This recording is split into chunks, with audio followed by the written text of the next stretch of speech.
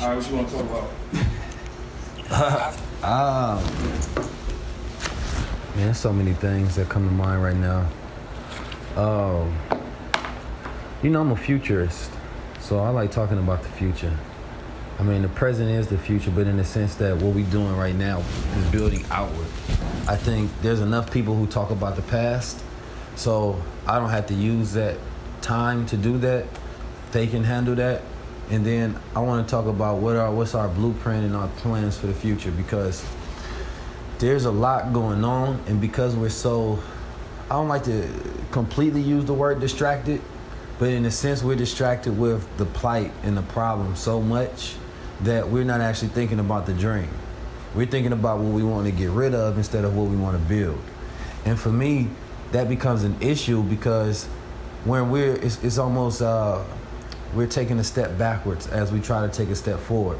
And then it's like, okay, what about the children that have to live in the next 10 years or 20 years and 30 years? What will we have for them besides saying that, look, we just fought to get rid of this? That's not enough for me. So for me, it's about, will we have economic systems? Will we have technological systems? Will we have any AI capability that's geared towards Black excellence? Or will we wait for these things to be built and then we'll be continuously fighting the system as they're being built? Or will we be a little more progressive in our order, saying, no, let's get into this tech race now. Let's do like what Akon did with the A-coin. Let's build our own economic paradigms. And then also, I know we face a lot of issues with mental health services. Let's start setting up nonprofit clinics all throughout the U.S. Let's stop waiting for governmental intervention, and let's just start intervening with ourselves. Let's stop complaining about holidays as paganistic, and let's just start creating ones that's more cultural for us, that's building solidarity. At the end of the day, one of the main issues in that is like people like complaining. Like it's addictive. It's addictive. It's easier to point out the problems than to find the solution. Right. Or put in the work. Like, I feel like that's like a big part of it. Right. I don't know. That's a big problem. I think you gotta look at it like this. It's questions and answers, right? You can be a person that only seeks the question. Like, you just love asking questions. How do we do this? When is this going to happen? Where would this happen? When would this be over with? Instead of a person that their mind's to be the one who starts to answer those questions. So you can either be in love with the questioning phase, which is just a cycle of complaining and conditions, or you could be in love with the answering phase, which is the solution. Every question has the opposite polarity, which is the answer. Every answer can be formed from a question. And so when I think of it, I'm just more into the answering the question. Some people are just in love with the question. And when you live your life questioning everything, you're not one that actually gets answers. You're just one that gets more questions done. So I think there's a lot of people who, instead of taking what they have, what they learned, and using it, they want to take what they have so that they can ask more questions and figure out what they don't know, instead of using what they already know. And so I'd rather take the specialized skills of what I learned through all the knowledge and try to figure out, okay, how can this help our specific problems as a people, instead of saying that, damn, what do I learn next? How do I be more helpful? No, let me just use what I know to be helpful. Let me figure it out in my own sense, in my own lane, and do it that way. And if everybody did that, we would have everybody's trajectory going towards the solution instead of everybody's trajectory going towards the problem. Saying that, when will white people stop being racist? Like, why is that a question?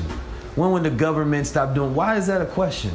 When it's just that, okay, now we need to do this. We need to start our own holidays, have our own solidarity. We need to start our own pooling of resources. We need to start our own schools, our own banks, our own grocery stores, our own EM health services and clinics.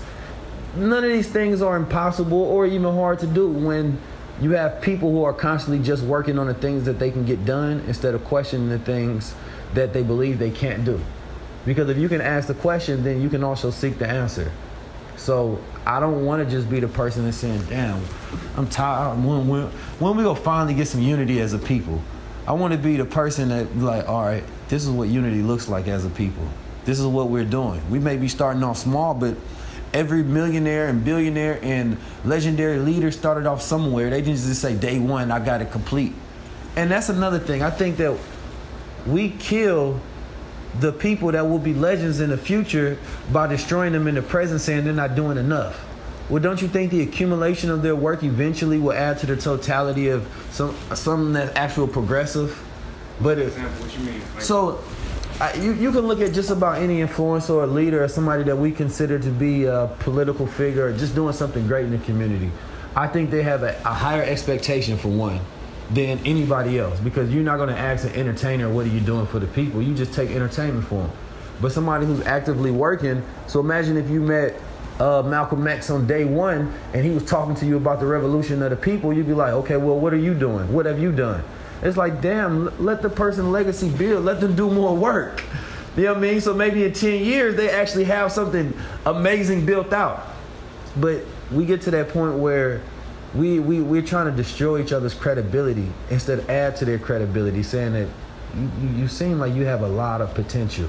And if we invested in your potential, we would actually get further. And I think that we need to do that anytime we see someone who represents a particular genius that we need as a people. Because our geniuses end up working for corporations or government entities. We see those stories where you have young people that graduate at early ages of 15 and 16 from colleges. And you're like, where the hell do they go? Don't you think we need those for us? But instead, guess what? Geniuses usually have benefactors. So we can't afford our geniuses because we're not putting our money towards that. But if we had that collective black world brain where we actively are seeking out all our geniuses in the world to help with our problems, to solve whatever conditions that we in, then there's no more asking questions. There's just answers. And we are our own answers. And that's why I created the analogy, the scientific analogy of how they grade civilizations, where they say, you know, a civilization is based off its ability to be able to harness energy. So here we would be a type 1 civilization as a planetary system because we use dead coal and plants to harness our energy. But they say that the sun gives us enough energy in 1 hour to be able to power up factories, devices, everything. But we don't have the ability to harness the sun's power. And I look at that as a people, our unity in 1 hour would be enough to change our condition in the whole world, but we don't have a planetary system of unity. So therefore it exists, but we're not harnessing it to actually use it to change our lives. Instead of there are dead coal and plants, or our dead leaders and our dead movements or movements of the past and history. We're not saying that in our present time we have the energy already, which means we have the power. So for me, it's about, okay, yeah, we can get stuck in the past, or we can just live in the present and we can build in the present, because opposition is always planning, so we have to plan. And you don't always have to put your plans outward. You can start a group of mastermind groups of 5-6 people. Create your own little hubs, you know, and then when you create your own little hubs, create an agenda. Agenda is a list of items you put on the table that you all are going to work towards. And once you all have an agenda, because we complain about Illuminati agendas and government agendas, it's like, well, do the same thing. Get your own agenda. Quit complaining about the things you could also be doing. It's like you going to war with somebody and they have a great strategy, and you just complaining about their strategy instead of saying, you know, we can use that same strategy as well. We can use the enemy strategy on them to win. All we have to do is do it better. And that's what a lot of generals would do. They would take a strategy. Instead of complaining about it, they would use the enemy strategy on themselves. And so for me, it's about eliminating excuses, eliminating complaints, and eliminating the questions, and getting to reasons, and getting to answers, and getting to solutions. So taking the opposite of what we're doing that continues to put us in this position as a people, and saying, well, if we try the opposite of that, then perhaps we'll actually get a little further. If we see groups that's working and influencers and leaders and people that's just in very powerful positions, we say that you have a lot of potential, let me invest in you.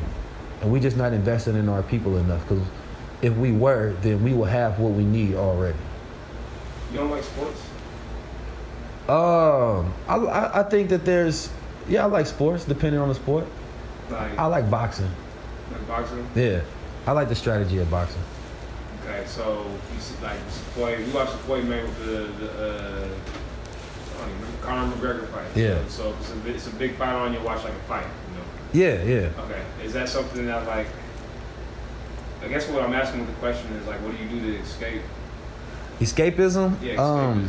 Like, So I feel like that's a big part of sports for people. I think it's a balance. You need balance in life. I think if you're just micro focused on the problem or just focus on the solution all the time, you can go a little crazy because it's like you need time to breathe. And any hobby or any entertainment allows your mind to it distracts your mind for a moment in time, to where even when your mind is being distracted, it allows your brain to actually make connections that you normally couldn't do while you're focused on the problem or focused on the solution. So it's like your brain gets to not take a break. Your conscious mind takes a break while your subconscious mind does the work. You understand? So for me, I do a multitude of things. You know, I love art shows. I like, if it's some boxing or some entertainment, I was just always taught too much sport and play is no good. Too much of anything is no good. And so for escapism, I think it's just balance.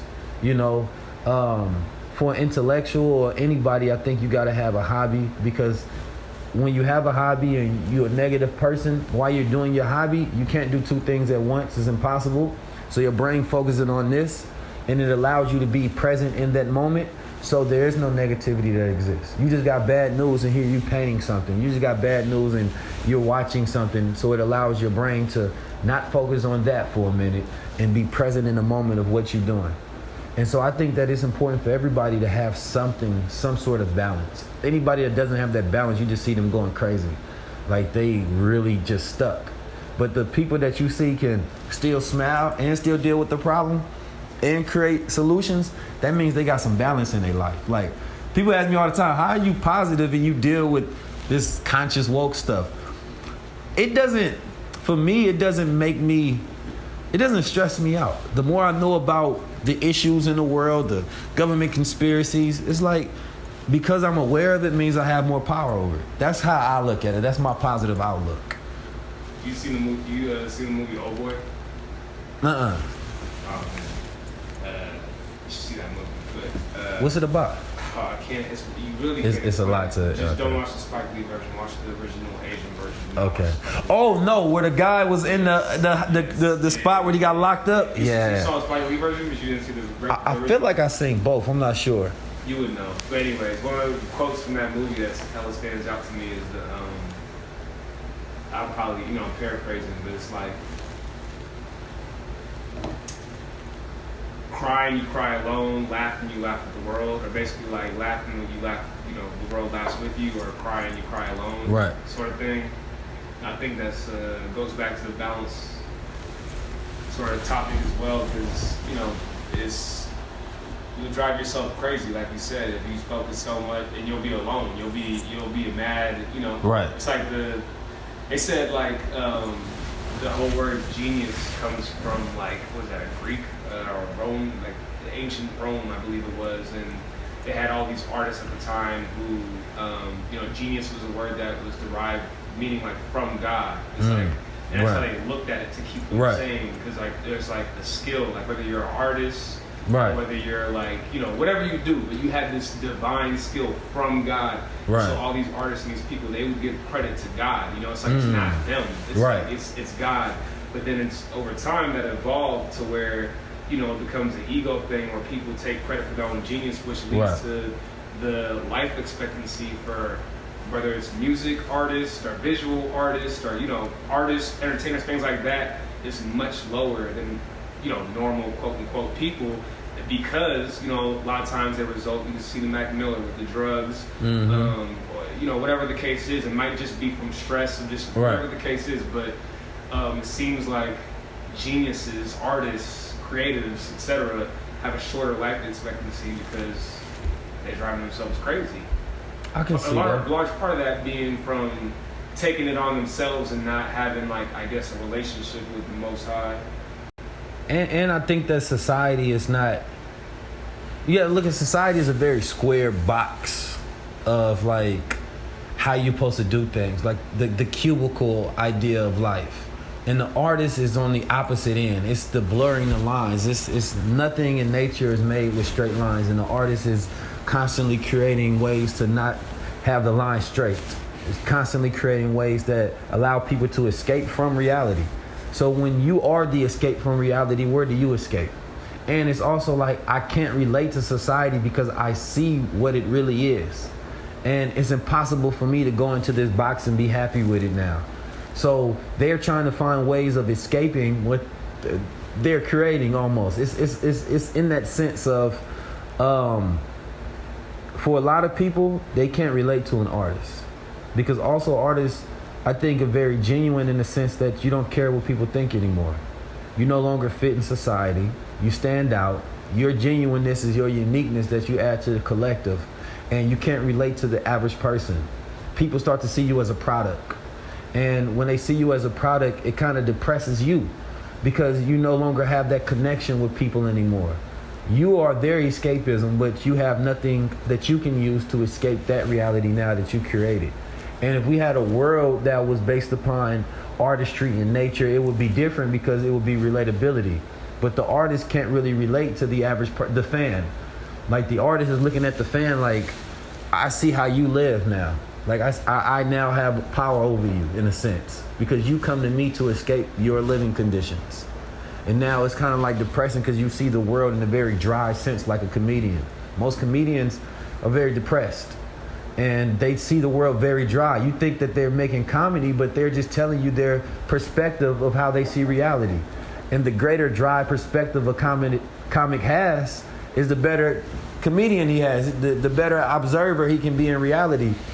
And that's the same thing with musicians and things of that nature. It's like, you guys are kind of sick that you love this music that we make because we're only making it because we know where society is. Like Kanye West made the song, "You Such a Fucking Hoe, I Love It," with the kid. And that shit's sick, to be honest. Like that's what the whole lyrics of the song is based off of. And so when you look at that and you think about society and where we at, just the mere fact that that can become a hit overnight represents that the people consciousness, their level is very sheeple. Like people shouldn't be able to accept that. That shouldn't be played around children. That shouldn't be played on the radio. That shouldn't be a hit in restaurants and coffee shops. But it is now, and that represents where we are as a society, very low on the totem pole and very much away from genius. So if you were one of those people that make that type of music, you're not caught up in it. You're not saying, I'm making this for me. You're making this for the sheep. You're making this because people are programmed now. You're making this because we're in the Donald Trump era. They might be programmed though.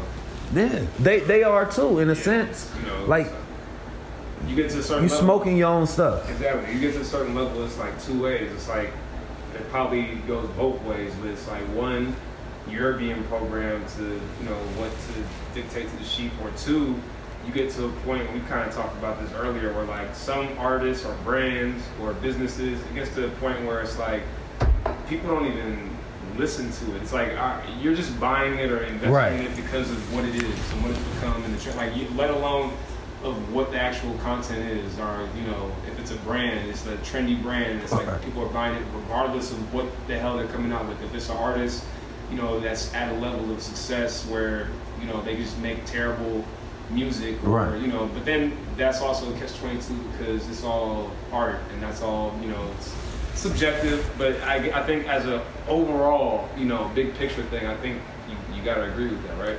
I 100% just about agree with that. And I came up with this sort of philosophy of sense on how I interpret and decode reality or where we at right now. Because there's always paradigm shifts that happen, and if you don't notice it, then you're just being you're affected by it, and you're unconscious of the shift when things change. And one thing that I see right now, and if you look at hip hop, because hip hop is a planetary brand, you know, you have certain figures that can be recognized in every country. That makes it a planetary brand, and this is a new thing for society where we are. But so the concept of this, I call it the 9 minds. What concept? Concept of what? Let's bring it back from the top. Concept all right. of what? The concept is that this generation, minds have switched from the male, masculine, conscious reason brain into the more feminine, emotional sea house. And when your brain is more emotional, you can be impressioned through your emotions. You think of things more as how I feel. And this happens because of fear. Fear ushers in people to be conditioned through their emotions. It opens up your emotional stability. stability. And what happens, and this happened at the 9/11, right? 9/11, it changed the paradigm into a fear paradigm. You know, our world went into fear because the shift was America being this great superpower now has been attacked, and we didn't really know. And in our mind, this was impossible to happen. It didn't happen since Pearl Harbor.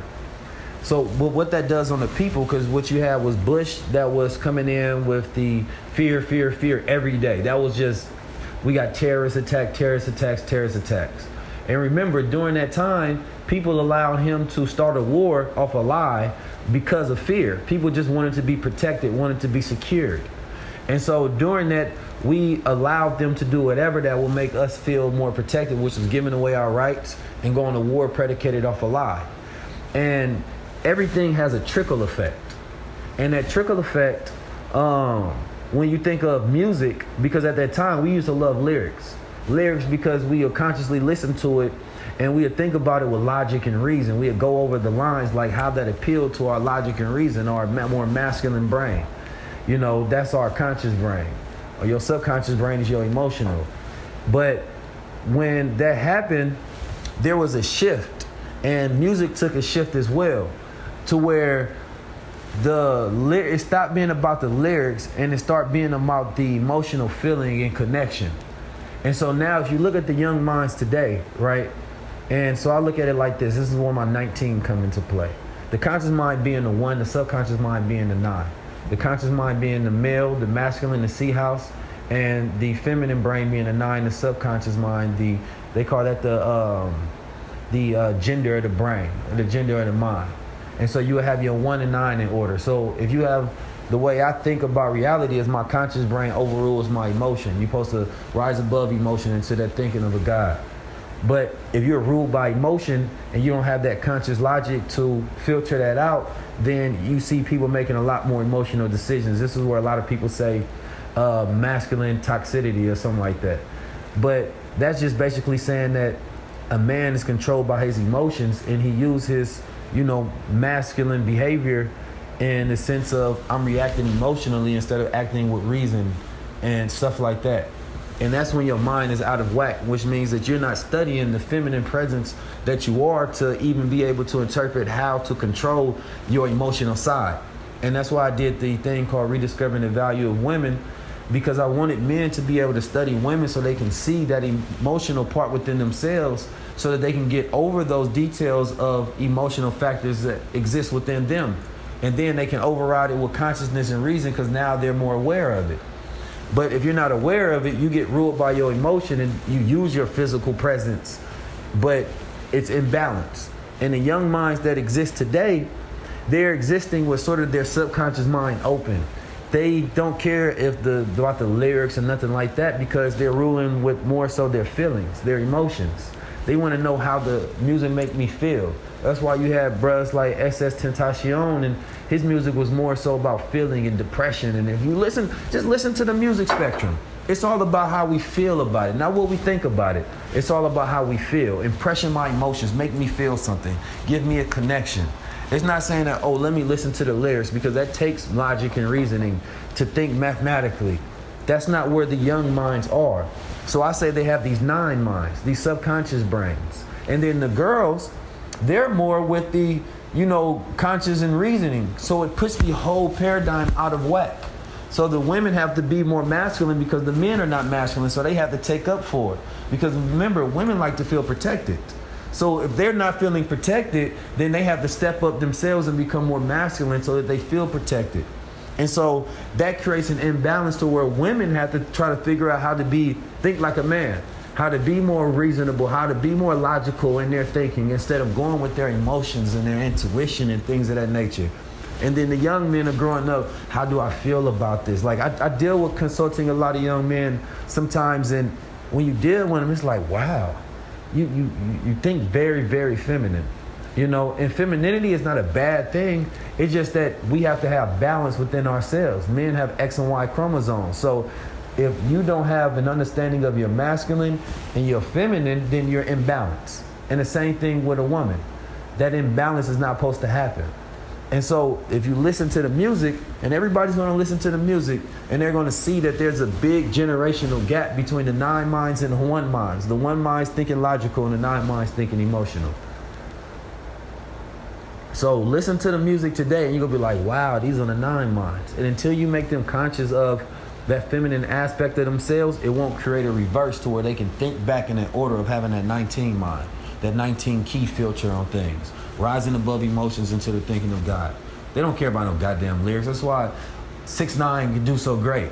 It feel good. That's good. Just pump me the feeling and I'm good. We was like, nah, you gotta say something, Wayne. You gotta say something, T.I. You gotta say something, Eminem. You gotta say something, Jay-Z. You gotta say something, Kanye. Let me listen and dissect the lyrics. I want to think about this. No, they say, nah, give me the beat and give me a flow over it and let me see what this feel like. Let me expose my emotions for a second. And so when they hear someone who actually speaks and actually has a balance within their masculinity, because remember, there's no such thing as anything wrong with masculinity. What we fail to look at it as is white patriarchal masculinity. Because theirs is always putting the operation of the woman last. It was always man, boy, then woman. That's how they rule theirs. And so I look at that as like man representing 1, boy another 1, and woman being the 9.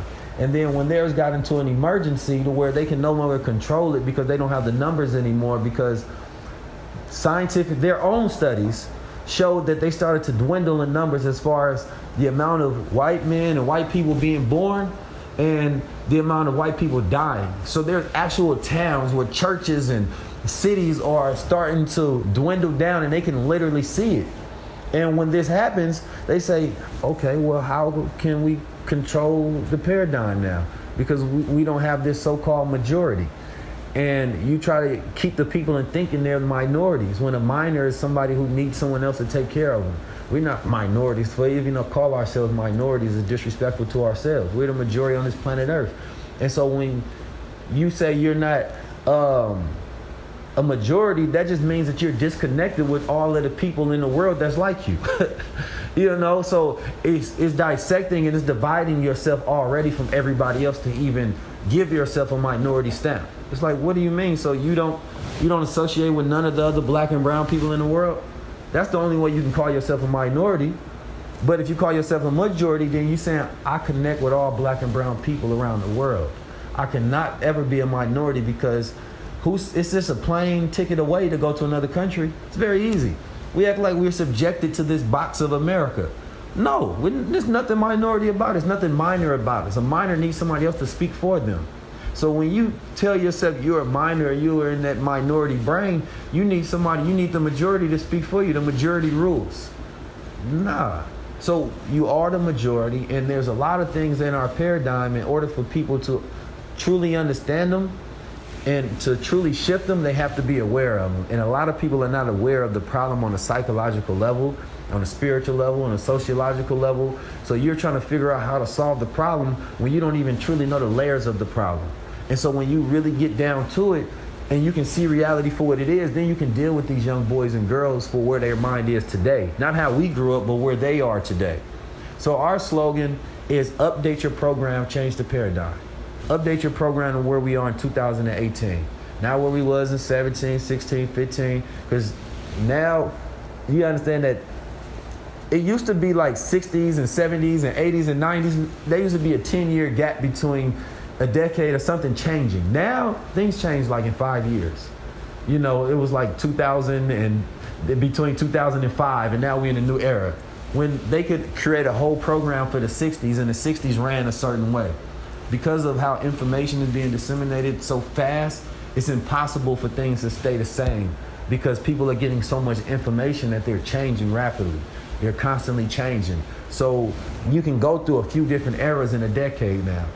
And so when all of these things are shifting and you're not the one controlling them, you're not the one setting the plans for the shift, then it's just like scientists did a study to figure out if paradigm shifts were real. And what they realized is that because they didn't create a marker to reference how they used to think, it was hard for them to tell whether they changed or not. But it was also telltale that they had changed so much that they didn't know what their old ways even were. And so we change so much, but we forget that we're changing a lot. And the average person doesn't realize that you're not really staying the same. Every year, you're going through a vast amount of changes of how you think, how you used to dress, how you used to move, how you used to date, how you used to operate with technology. We're changing a lot, but we don't control the change. So it's hard for us to measure that marker.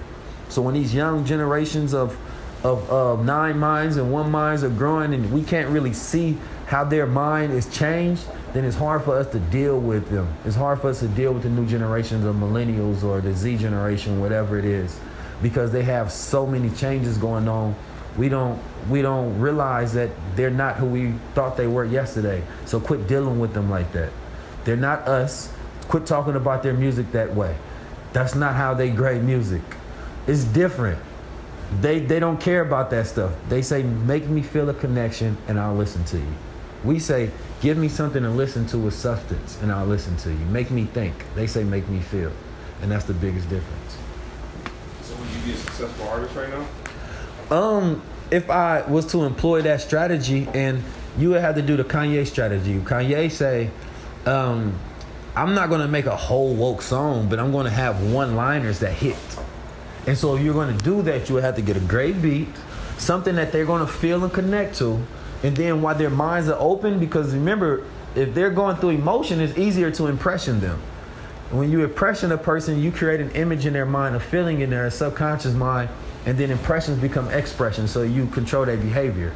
So I would have to create a dope beat. The beat just has to be better than anything. Forget the lyrics. First, you get the beat right. Because a lot of woke artists, beat sucks. You know what I mean? So you get the beat right, and then you create a song to where you say, I'm going to have at least 5 main lines that's hard hitting. And if they're listening to this song over and over, it's going to be programming them to think better. But don't make the whole song just woke. Yeah, we got to wrap up, but it's interesting to me, like, it's like movies, for example. Have you seen Hereditary? You heard about the movie Hereditary? I heard about it. So I didn't watch it. I want to, though. It's good. It's at the end.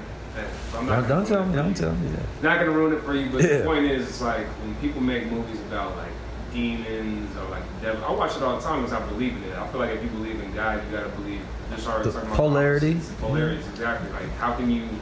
I believe in it all, and it's like my whole thing is like, well, what dope movie is there about God out right now? What dope movie? I mean, everything is about God to me. I see the God in the polarity. I get what you mean. So it's like if there's no dope, like people complain like, oh, this movie's about the devil. I don't support that. It's about the demon. Or this album is about like it's such negatives about depression and people suicide and selling all these records. It's terrible.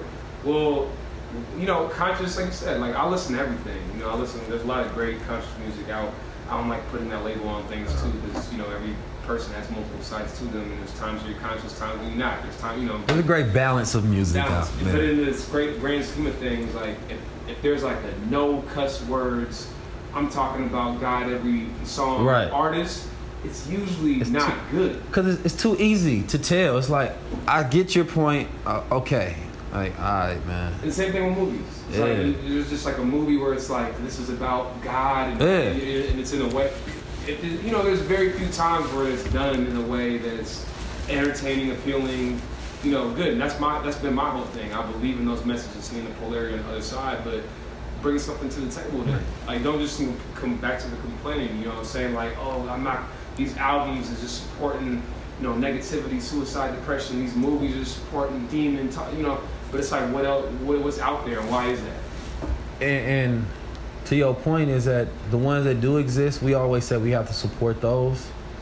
And then it's like, I think if it just comes down to money, right? Not money in the sense of US dollar and shit like that, but money in the sense of spend your energy to buy the things that you want to see. So if we as a society claim to be very good and righteous folks and we want to see that happen, figure out how you can get involved in projects that actually support that image of what you want to see. Because when the opposite images come out, you go support that. You spend your money at the movie theaters and those movies get created again. We had Get Out. Everybody spent their money to go see it. Well, you know, we got to be proactive as a people, because before this filming industry, this Hollywood industry, they were very proactive into turning this industry into what it is, them as a people. So you can't be lazy with buying the world that you want to see by spending your energy, time, your money, your mind power towards the things that you want. So if you're not a part of the solution, you're a part of the problem. And your voice is invalidated because you're not using your life energy to buy the world you want to see. So for me, tap in. Wait, you rocking with B and Mechi. This is Trap Art TV, and I'm 19 Keys. We just had our good table talk. Nothing's random. Tapped in.